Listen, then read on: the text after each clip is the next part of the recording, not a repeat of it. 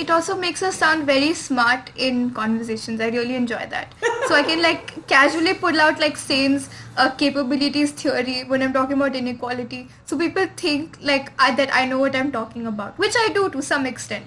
But But you also I'm do not know an what you're expert. talking about. You're not bullshitting. You're not doing that. You actually, I'm sure if I asked you right now, you would tell me exactly what it's all about.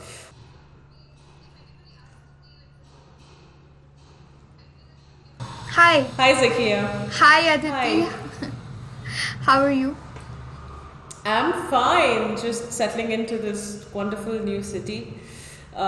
Starting thinking about next trimester, my first trimester at APU.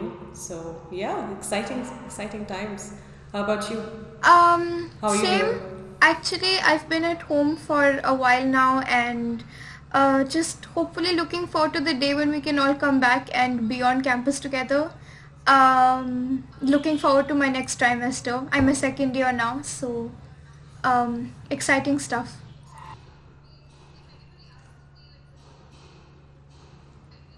Was Bangalore new to you? I mean, you're from Completely. Hyderabad, right? So yeah, Yeah. so you've never been here. Okay, that's No, nice. never. So it was completely new, and I think the best thing for me was that I was for the first time in my life in a foreign city without my parents or a chaperone of any kind.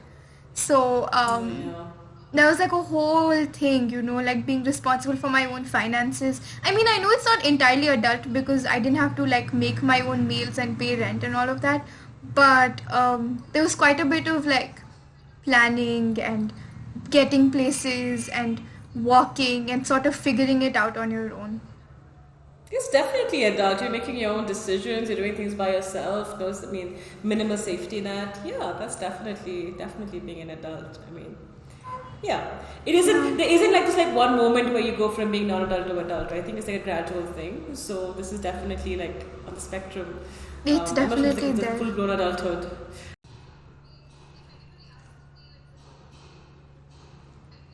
Sounds like it's been a great time. Have you been happy at or maybe so far? I What feel have you like liked the I've best been about it? um definitely the faculty, like hands down. Yeah. It's a lot better than I don't know, I just really like the idea of the faculty that are just around you and just willing to have a conversation. So they have a term for it at APU. It's called informal but Oh yeah. serious. Informal but serious. Informal but Okay. serious, and That's I think that interesting. sort of sums it up. Like you're allowed to call the faculty by their names, but you That's obviously you're not great. going to be disrespectful towards them. And I just think I've sort of evolved as a person as well, so it's easier for me to see the professor as just another human being and not somebody on like this higher plane of existence called teacher. So Exactly. But that's exactly what it is, right? Because if you're on a higher plane, you can't actually have a dialogue. Dialogue that's true. requires actually being, right? I mean, sure, there are things that, we have spent more time studying these things than you, so we have things to teach you. But apart from that, like, we also have huge amounts to learn from you, right? I feel like every single class I take, I don't know, I think that times I think I've learned more than some of my students, which is maybe not a good reflection on me. So maybe this should be edited out. I don't know.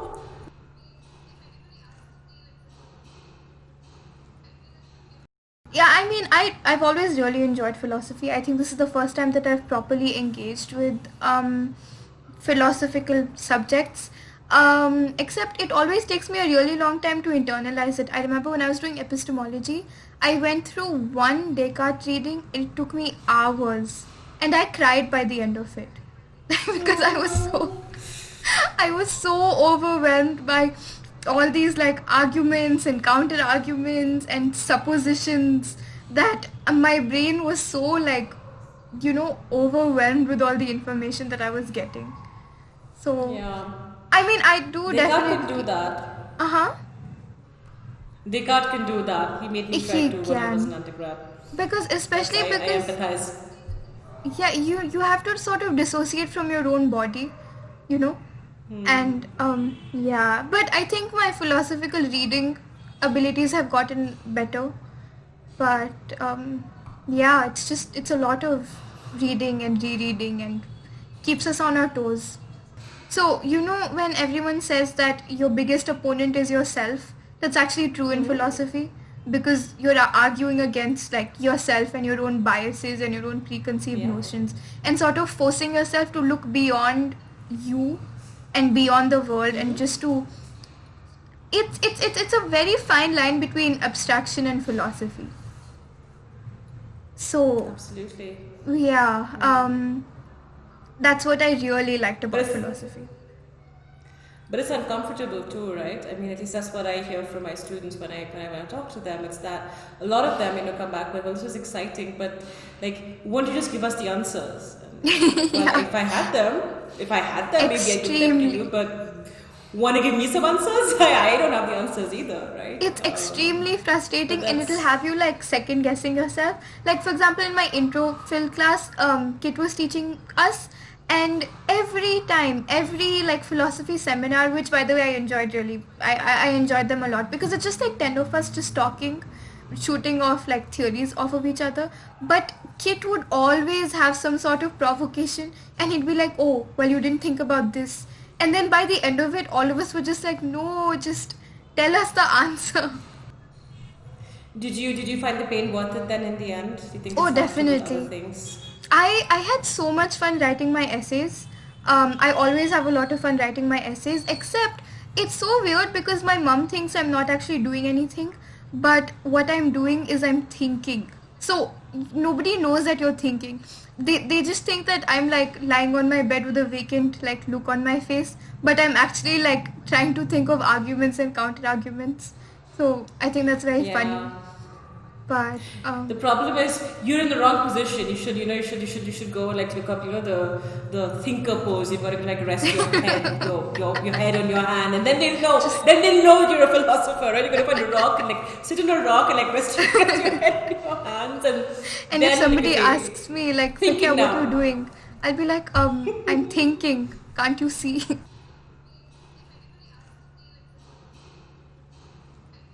For my for my most recent final project, I was engaging with the Rawlsian Veil of Ignorance, and Yeah. I was using that as a framework to apply to Nehruvian secularism.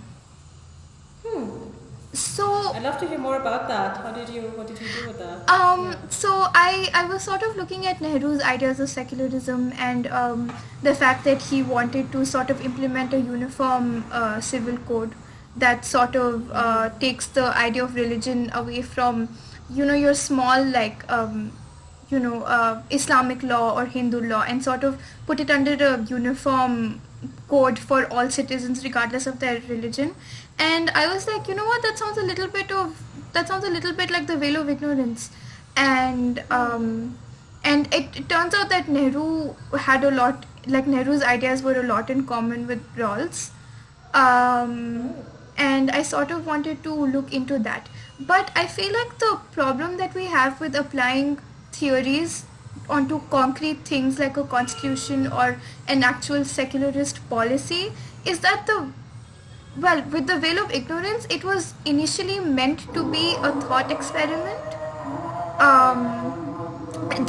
That sort of works when you're reimagining a world from scratch,